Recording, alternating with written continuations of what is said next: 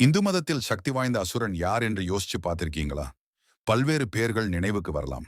ஆனா ஒரு கொடிய அசுரன் மட்டும் விஷ்ணுவின் 3வது அவதாரத்துக்கும் சவால் விடுத்தவன். அவன் பேரு ஹிரண்யாட்சன்.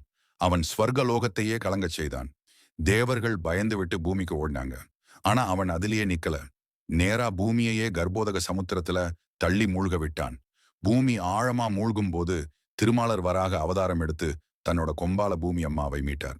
ஆனா அதுதான் ஆரம்பம். அதுக்கப்புறம் நடந்தது ஒரு 1000 வருடம் நீண்ட யுத்தம். வராகர் வேஸ் அந்த அசுரன். அசுரனின் சக்தி வாய்ந்த தாக்குதலால் வராக பகவானின் கதாயுதம் அவரது கையில் இருந்து நழுவியது. இதனால் அந்த கடுமையான சண்டையை பார்த்து கொண்டிருந்த தேவர்கள் பதறினாங்க.